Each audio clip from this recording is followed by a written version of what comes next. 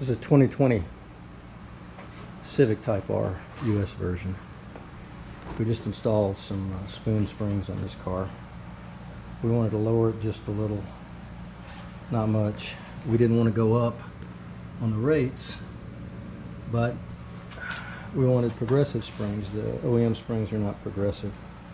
And what progressive means is as the spring compresses, the spring rate goes up, becomes stiffer.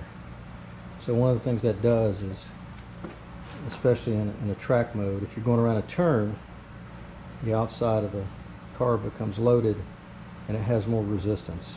It's not just depending on the roll bars or anti-sway bars to keep the car from leaning. So one of the things you need to do is check alignment after you lower a car. We use hub stands and lasers. The lasers are for thrust angle on your toe. You can see there's a target back here. We've done the front.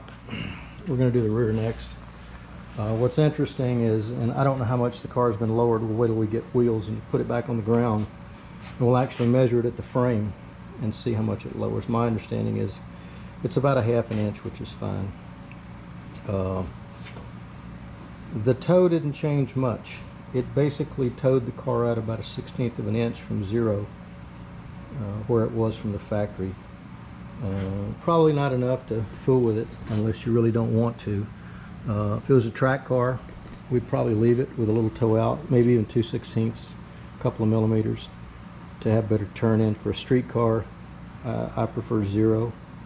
What's also interesting is it added about -1 degree of camber all the way around. So, and it was not the same side to side. This car was off side to side. So the left side we could get 2.7. I'm sorry, the right side we could get 2.7. The left side we could get 2.1.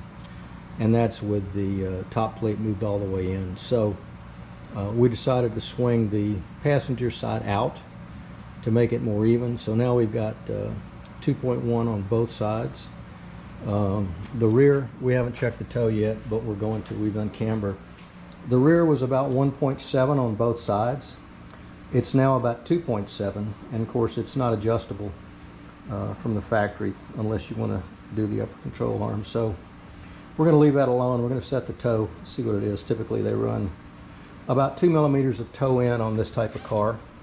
We're going to check it here in a minute and find out what's happened to it, and we're going to reset it to probably about 2 millimeters toe in, a millimeter on either side, which independent suspension rear cars tend to handle better with toe in, and that's what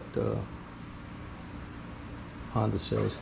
The other thing you need to be able to do if you're going to do this, and we did it on a lift, you could probably change the springs on a jack stand, but it would be difficult on the front. I can tell you it was hard enough on a lift. The back's no problem.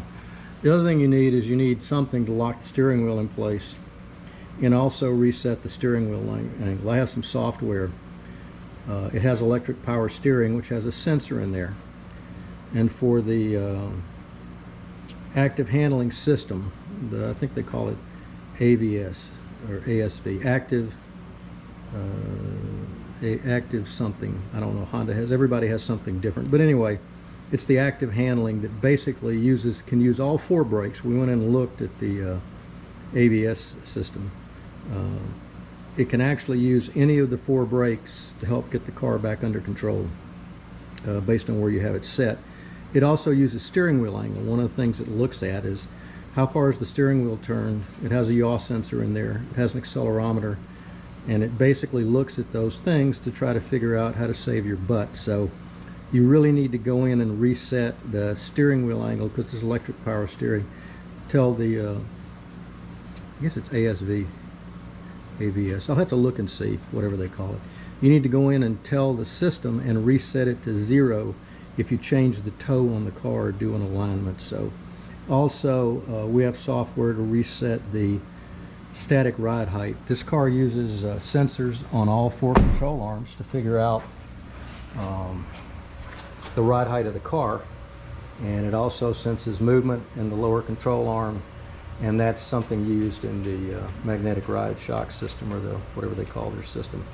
When you lower the car, the control arms are moved up slightly, and so you really need to go in and reset the static height. It's not a huge difference, but again, when the car is built, they go in and set that at whatever the static height is. So we've already reset that based on where the car sits now. It wasn't off a lot. It's just basically a voltage value that zeroes out on the potentiometer that says, this is my static height, so this is 0 voltage.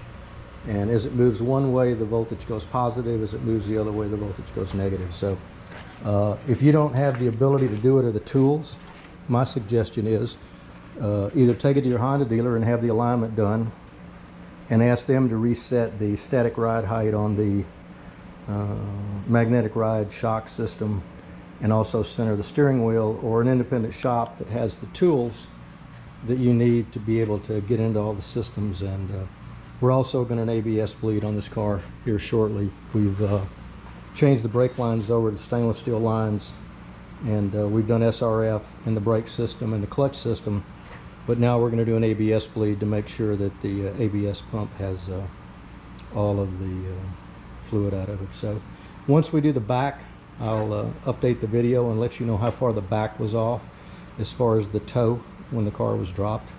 So, and then we'll do some road testing tomorrow on Sunday if the weather cooperates.